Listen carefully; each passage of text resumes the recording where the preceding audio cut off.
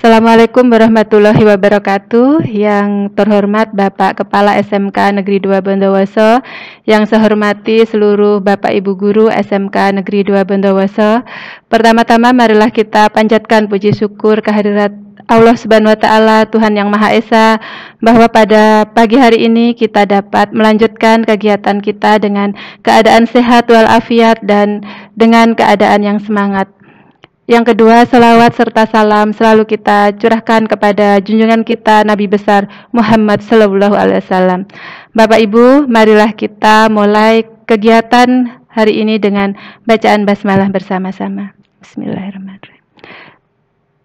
Kelanjutan dari kegiatan workshop kita yang sebelumnya, yaitu kali ini kita akan melakukan penyusunan bahan ajar sebagai bahan pembelajaran yang akan kita gunakan di semester depan menghadapi pembelajaran di masa pandemi COVID-19.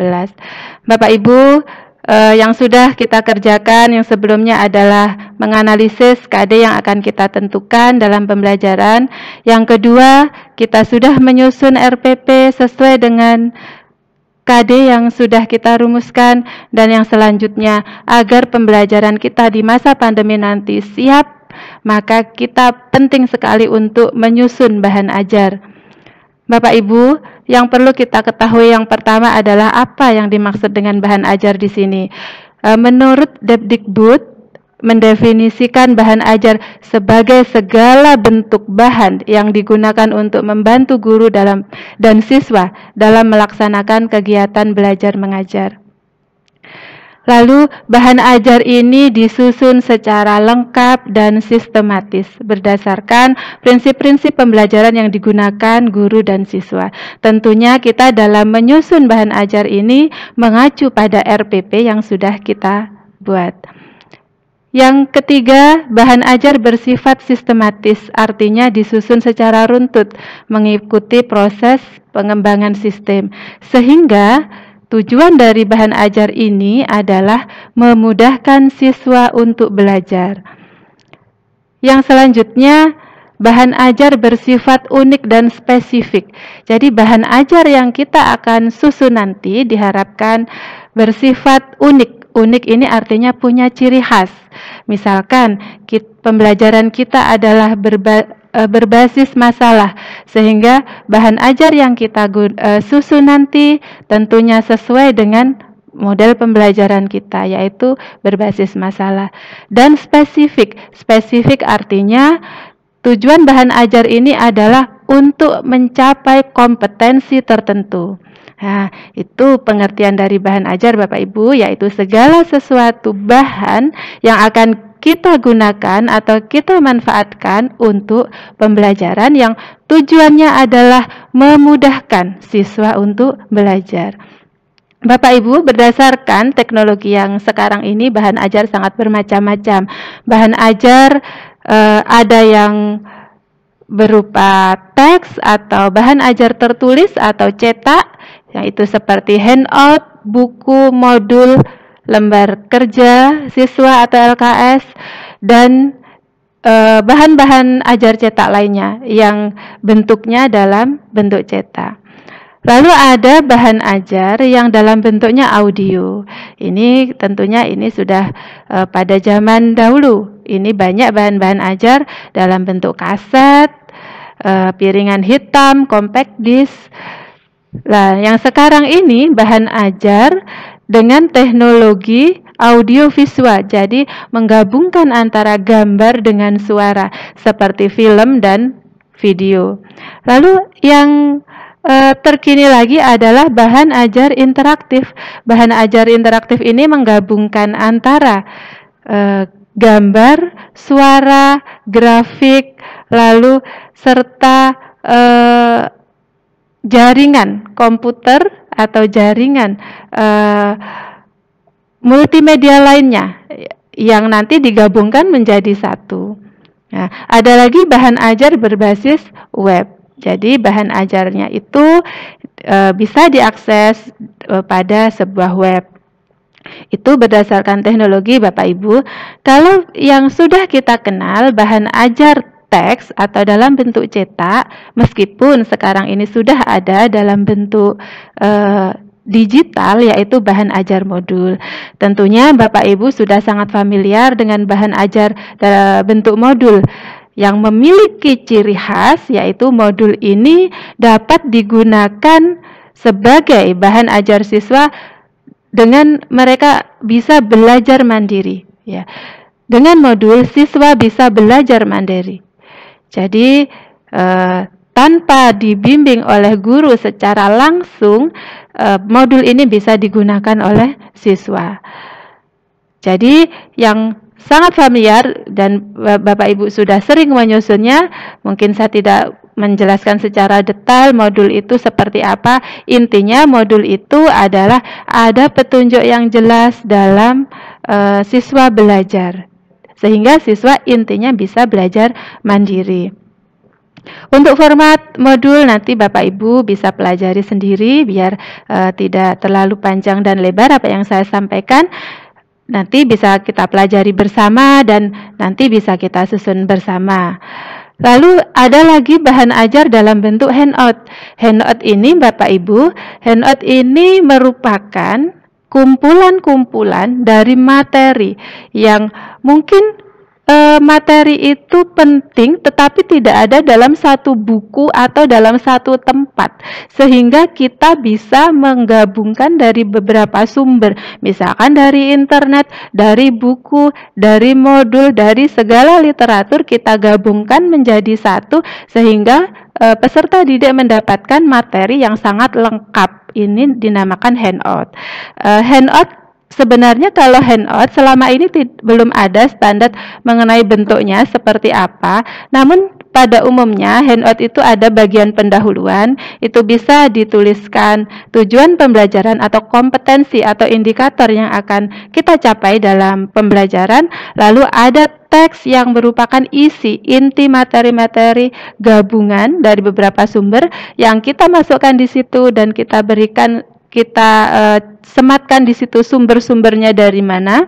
Lalu ada bagian pelengkap. Bagian pelengkap itu bisa kuis atau soal latihan atau penugasan.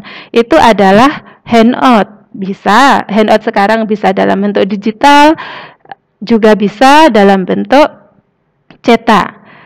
Nah, jadi itu Bapak Ibu untuk handout. Kalau kriteria penyusunan handout sendiri, yaitu tentunya apa yang sudah dijabarkan pada silabus dan RPP. Benar Bapak Ibu, semua bahan ajar yang kita buat harus mengacu pada silabus atau kompetensi yang sudah kita pilih, kita petakan, dan mengacu pada RPP. Diperkaya dengan berbagai rujukan yang sudah saya sampaikan tadi. Jadi handout itu tidak mengambil dari satu buku. Kalau ada di satu buku, kita tidak usah perlu membuat handout, tetapi kita contohkan mata pelajaran yang jarang sekali bukunya atau yang belum ada buku secara pasti dan lengkap. Misalkan produk kreatif dan kewirausahaan, karena kita harus menyesuaikan dengan kompetensi keahlian kita sehingga kita bisa mengambil beberapa literatur yang kita jadikan satu menjadi handout. Lalu handout bisa dilengkapi dengan gambar, bagan, grafik, pertanyaan, latihan, dan tugas. Itu Bapak Ibu selintas mengenai handout.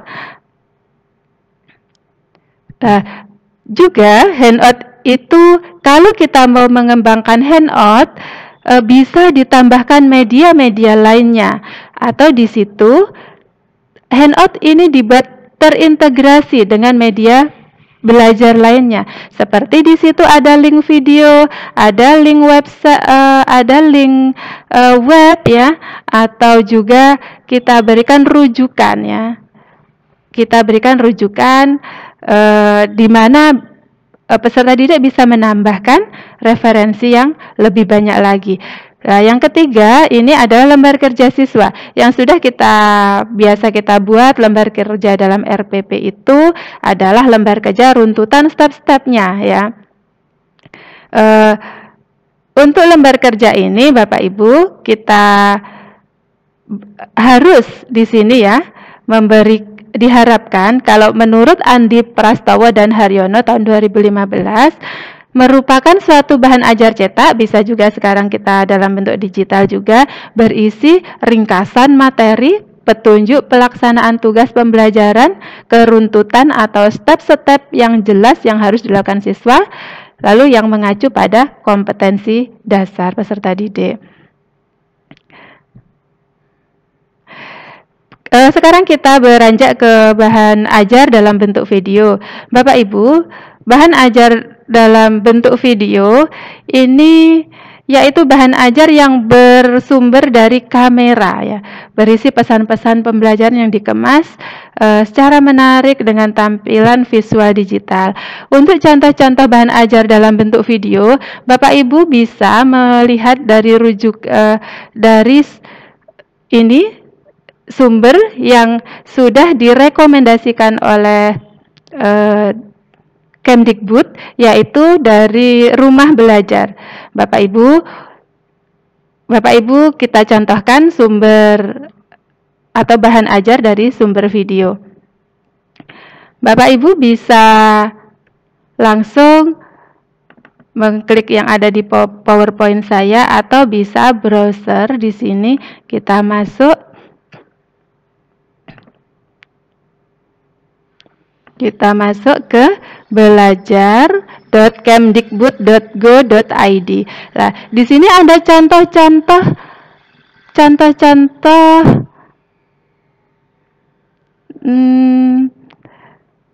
bahan ajar dalam bentuk video. Wah, ini mau login tapi tidak bisa. Bentar.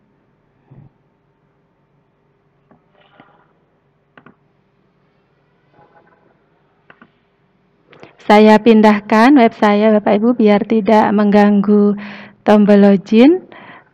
Oke.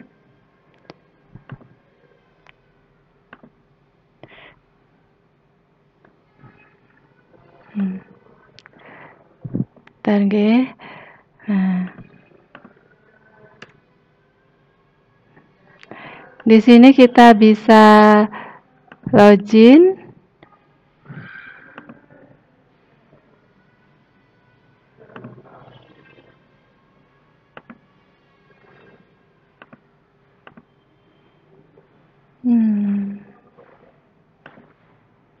Ternyata tidak bisa dipindahkan ini Bapak Ibu. Jadi Bapak Ibu login dulu di Rumah Belajar. Di sini banyak contoh-contoh bahan ajar dalam bentuk video. Atau tadi saya sudah mendownload hasilnya. Contoh bahan ajar dalam bentuk video.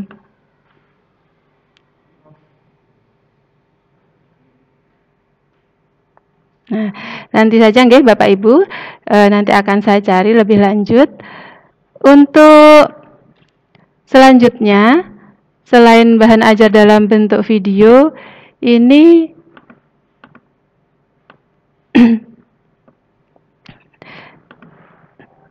nah, bahan ajar dalam bentuk video, ini Bapak Ibu tentunya memenuhi sistematika bahan ajar yang umumnya, yaitu harus terdapat tujuan pengajaran, yaitu ada materi dan juga ada evaluasi. Untuk yang selanjutnya, yaitu bahan ajar multimedia, pembelajaran interaktif, di sini merupakan kombinasi berbagai media seperti teks, gambar, suara, animasi, video, dan lainnya, terpadu sinergi melalui komputer atau peralatan elektronik lain untuk mencapai tujuan tertentu. Ini bisa kita lihat contohnya pada website Rumah Belajar juga. Di situ ada multimedia pembelajaran yang interaktif. Bapak Ibu, kenapa sih kita harus menyusun bahan ajar ya? Bahan ajar ini perlu sekali dikembangkan untuk kesiapan kita. Jika kita sudah memiliki bahan ajar ya, kita nanti akan tinggal memasukkan saja bahan-bahan yang perlu kita ajarkan ke dalam alat daring kita saat pembelajaran di masa pandemi. Bapak Ibu, bahan ajar seperti apa sih yang akan kita buat?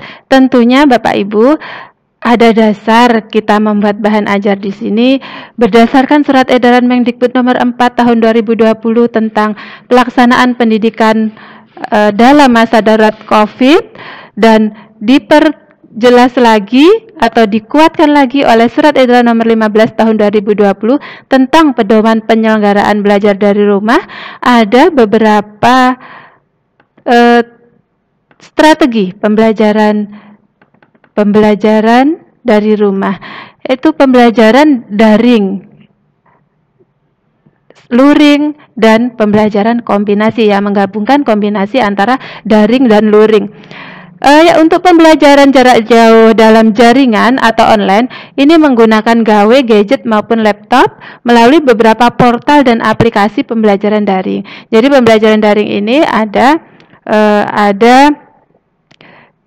media, harus ada media baik laptop maupun gadget, serta di sini ada aplikasi pembelajaran. Serta bisa kita juga menggunakan strategi pembelajaran luring, yaitu tidak melalui jaringan tetapi menggunakan media televisi, radio, modul belajar mandiri, lembar kerja, bahan ajar cetak, alat peraga, dan media belajar yang ada di lingkungan sekitar. Itu bisa juga Bapak Ibu daring dan luring atau kombinasi dari daring dan luring. Bisa juga daring plus guru kunjung ya. Kalau guru kunjung ini mungkin kita terapkan bagi anak-anak yang tidak punya HP atau tidak punya akses internet, maka akan kita gunakan sistem guru kunjung. Artinya di sini dalam pembelajaran jarak jauh kita menerapkan strategi yang tepat sesuai dengan sarana dan prasarana yang peserta didik miliki dan sesuai dengan faktor geografis dan sesuai dengan minat belajar siswa Bapak Ibu.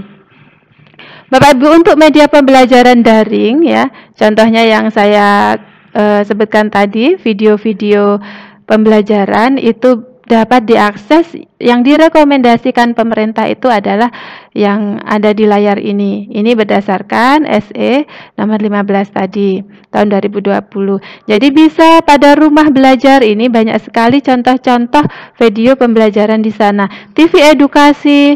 Jadi Bapak Ibu, jika akan membuat video pembelajaran, Bapak Ibu bisa melihat contoh-contoh yang ada di sana. Namun Bapak Ibu harus login dulu atau registrasi terlebih dahulu, tapi itu tidak sulit, hanya memasukkan nama, NIP, NUPTK, dan asal sekolah, sehingga Bapak Ibu bisa mencari referensi banyak video melalui portal rumah belajar. Lalu aplikasi-aplikasi selain itu banyak sekali yang saya tampilkan di layar ini. Ada juga yang jurnal dari Kemdikbud, buku digital, open access ya. Lalu ada juga Perpusdikbud dari Google Play. Bapak Ibu, kalau kita evaluasi pembelajaran daring kita 3 bulan yang lalu, ternyata 99,8% peserta didik bisa mengikuti pembelajaran daring atau dalam jaringan, karena peserta didik memiliki HP, gadget Android, dan bisa akses internet, sehingga nanti Bapak Ibu diharapkan bahan ajar yang Bapak Ibu buat ini tentunya bahan ajar bisa cetak ya, bisa dalam bentuk digital. Bahan ajar cetak itu kita berikan nanti kepada siswa yang tidak bisa mengikuti daring atau yang dengan moda luring tadi. Sedangkan bahan ajar digital kita itu nanti kita siapkan untuk yang akan kita gunakan pada learning management system sekolah kita. Bapak Ibu, learning management sekolah kita menggunakan Moodle. Besok akan dilakukan pelatihan kepada seluruh guru bagaimana kita menggunakan Moodle yang ada di sekolah, sehingga kita pembelajarannya dalam satu payung besar, yaitu Learning Management System SMK Negeri 2 Bondowoso. Bapak Ibu bisa menggunakan buku digital. Modul membuat ya, maksud saya ya, bisa menyusun buku digital, modul digital, aplikasi pembelajaran digital, multimedia interaktif, dan lembar kerja dalam bentuk digital. Bapak Ibu juga bisa membuat buku teks, modul, lembar kerja, bahan penyerta dalam bentuk cetak. Nah, Bapak Ibu, untuk tugas workshop kali ini yaitu Bapak Ibu harap menyusun bahan ajar untuk persiapan pembelajaran masa pandemi COVID-19 sesuai dengan kompetensi, hasil analisis Bapak Ibu, dan sesuai RPP yang disusun sebelumnya. Jadi itu tugas hari ini Bapak Ibu. Bapak Ibu, untuk contoh-contoh bahan ajar saya mengambil dari beberapa. Ini contoh bahan ajar yang dalam bentuk dalam bentuk modul ya. Ini contoh bahan ajar dalam bentuk modul. Jadi ada petunjuk siswa bagaimana menggunakan modul ini, lalu ada tujuan kegiatan pembelajaran. Jangan lupa Bapak Ibu, tujuan kegiatan ini harus selalu kita sampaikan dalam menyusun bahan ajar. Lalu ada uraian materi. Setelah uraian materi, ya, kita lanjut ada kuis ya, kita bisa memberikan kuis atau soal latihan. Nah, ada juga kita beri LKS atau lembar kerja siswa. Lembar kerja siswa jika mereka melakukannya di rumah berarti kita sesuaikan lembar kerja siswa yang bisa dikerjakan atau dilaksanakan di rumah. Bagaimana kalau prakteknya harus di sekolah? Berarti saat bisa Bapak Ibu kita buat LKS untuk dipraktekkan di sekolah. Jadi saat materi teori mereka belajar di rumah, sedangkan saat mengerjakan lembar kerja siswa ya harus praktek di sekolah, mereka harus datang ke sekolah dengan guru, dengan didampingi gurunya. Lalu ada latihan soal. Latihan soal ini artinya bisa kita jadikan kuis. Selanjutnya ada juga kalau latihan soal itu ada kunci jawabannya agar peserta didik mengetahui sampai mana dia memahami materi. Lalu ada perhitungan penilaian. Lalu kita tetapkan kriterianya, misalkan ketuntasan belajar modul 80, maka dari evaluasi siswa sendiri ternyata dia tidak mencapai 80, berarti harus mempelajari ulang modul ini. Kalau dia sudah lebih dari 80 nilainya atau sama dengan 80, maka mereka dinyatakan tuntas dan bisa mempelajari modul berikutnya. Lalu daftar pustaka. Ini contoh modul. Lalu saya contohkan lagi, ini handout Bapak Ibu. Nah, saya ambil handout dari handout bahasa Inggris dari Bu Laura. Karena handout ini saya contohkan karena handout ini bagus Bapak Ibu ya. Sistematis dan jelas. Ada judulnya, ada pendahuluan. Di sini ada kompetensi dasar sama tujuan. Lalu ada materi, tentunya Bu Laura ini mengambil materi dari beberapa sumber. Mungkin yang kurang sumbernya belum dicantumkan. Lalu kemudian ada contoh, ada lembar kerja atau soal latihan, dan ada latihan lagi, dan ada evaluasi. Setelah evaluasi, di sini ada pertanyaan lagi, yaitu evaluasi akhir, boleh Bapak Ibu. Dan ada daftar pustaka, karena ini bahasa Inggris, ada vocabulary. Itu contoh modul dan handout. Lalu apalagi yang perlu kita contohkan Bapak Ibu? Mungkin nanti jika ada pertanyaan bisa disampaikan di kolom komentar. Untuk contoh video pembelajaran, Bapak Ibu saya rekomendasikan untuk melihat contoh-contoh yang ada di portal Rumah Belajar. Tadi saya mendownload Bapak Ibu contoh video pembelajaran, namun saya cari kok tidak ada di sini.